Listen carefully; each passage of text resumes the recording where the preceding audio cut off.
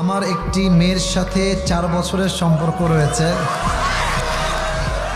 আমি তাকে অনেক ভালোবাসি, সেও আমাকে অনেক ভালোবাসে, কিন্তু আমাদের পরিবার মেনে নিতে চায় না।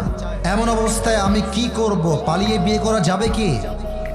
জোশ দেখেছেন, বিয়ে সে করেই ছাড়বে। আমি আমার বাবা এবং মাদেরকে বলবো যে যাকে পছন্দ করে নিজ দায়িত্বে মিলিয়ে দেন, বাধা হওয়ার চেষ্টা করবেন না। আর একটা কথা বলবো, আজকালকার হাজার হাজার যুবকদের পছন্দের নারীর অন্য জায়গায় বিয়ে হয়ে যায় জাস্ট টাকার জন্য, যুবক ভাইরা আমার। এবং আমি মনে করি জাস্ট টাকার জন্য হাজার হাজার পুরুষ তার পছন্দের মেয়েকে জীবন থেকে হারিয়ে ফেলে, সেই মেয়েটা অন্য বাসার বউ হয়ে যায়। তা আমি বলবো যে বাবু, আব্বা আম্মাকে একটু বোঝাবার চেষ্টা করো। বোঝাবা কেমনে? Let me give you some example on this matter. কিছু উদাহরণ দেওয়ার চেষ্টা করি। তোমার বাবা তোমার ঘরে আছে, অথবা তুমি খেতে বসেছো বাবার সঙ্গে মায়ের সঙ্গে, একটা ওয়াজ বাজায় দিবা মিজানুর রহমান আজহারি হুজুরের ওয়াজ, অথবা আমার একটা ওয়াজ বাজায় দিবা অল্প বয়সে বিয়ে করলে লাভ কি কি আছে। ওয়াজটা বাজায় দিয়ে সোজা ওয়াশরুমে চলে যাবা, বাথরুমে গিয়ে 10 মিনিট থাকবা, আব্বা আম্মার সামনে ওয়াজটা বাজবে, আব্বা আম্মা শুনবে, আবার তুমি এসে বসে যাবা।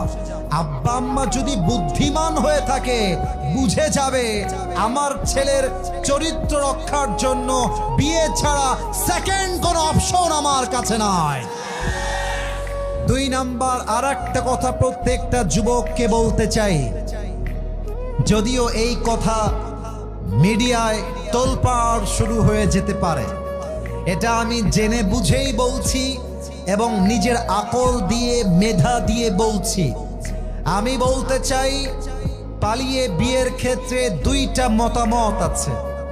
একটা মতামত হচ্ছে ফানিকাহুহা বাতিল। হাদিসের শব্দটা হচ্ছে এরকম যে তার বিয়েটা বাতিল হয়ে যাবে।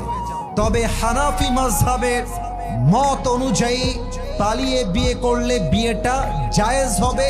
2টা মতামত এই ক্ষেত্রে আছে। আমি উভয় মতামতকে শ্রদ্ধার সাথে সম্মানের সাথে রেখে বলছি, যদি আব্বা আম্মা দেখে, কথা বোঝো, এ কথা না বুঝলে কিন্তু পরে গন্ডগোল লেগে যাবে, কথা বুঝতে হবে।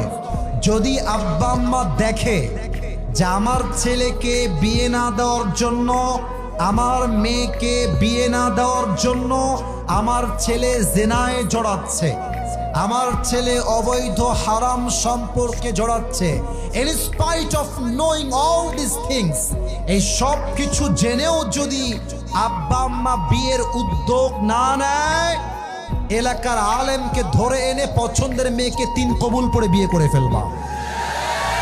আমি কেন বললাম এই কথা? আমি বিশ্বাস করি আব্বা আম্মা যদি জেনা দেখেও বিয়ে দিতে না চায়, ওই আব্বা আম্মার আদেশের চাইতে জেনার থেকে বাঁচা আমার জন্য 1000 গুণ বেশি ফরজ। যুবক ভাইরা বলো, এই জন্য 2 নাম্বার অপশনে যদি তোমার কাজ না হয়, আলেম ওলামাকে নিয়ে এসে বুঝাবা। না বুঝলে মরদ মানুষ, নিজের টাকা কামাই করবা, বউকে নিয়ে থাকবা। আব্বা আম্মা মানবে না মানে অবশ্যই মানতে বাধ্য হবে। যুবক ভাইরা বলো।